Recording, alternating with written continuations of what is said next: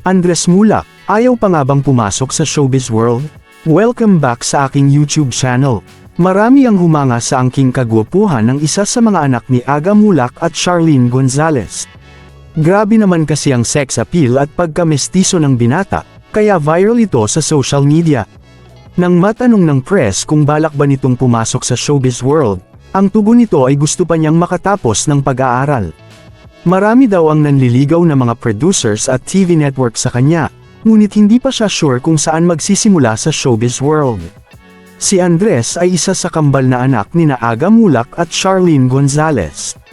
Dahil pumasok na rin sa showbiz ang kakambal ni Andres na si Atasha Mulak, inaabangan na rin ang pagsunod niya sa kanyang kapatid at mga magulang. Sobrang saya daw niya para sa kanyang kapatid at humahanga siya sa lakas ng loob nito. Samantala, viral sa social media ngayon ang kanyang mga larawan at binansagan pa itong bagong crush ng bayan. Maraming Pilipino ang nagkaka-interes kay Andres Mulak, lalong-lalo na ang mga kabataan sa social media. Nang ipinaalam ito ng press sa kanya, ay tila nahiya ito at sinabing masaya siya sa mainit na pagtanggap ng mga netizens sa kanya. Sa ngayon, balak daw niyang tapusin ang kanyang pag-aaral muna bago humakbang sa mundo ng showbiz world.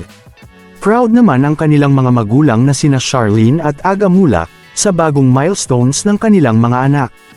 Hindi daw nila ito pinipilit na pumasok sa showbiz world, at very supportive sila sa kahit anong gustong gawin ng mga ito. Samantala, nag-aaral si Andres Mulak sa Spain, at masaya daw siya sa independence na kanyang tinatamasa doon. Inamin din ni Andres na wala siyang crush among local female celebrities at never pa rin nagkaroon ng girlfriend sa edad na 21. Hindi nga makapaniwala ang kanyang mga fans dahil sa kagwapuhang taglay nito. Maraming salamat sa panunood.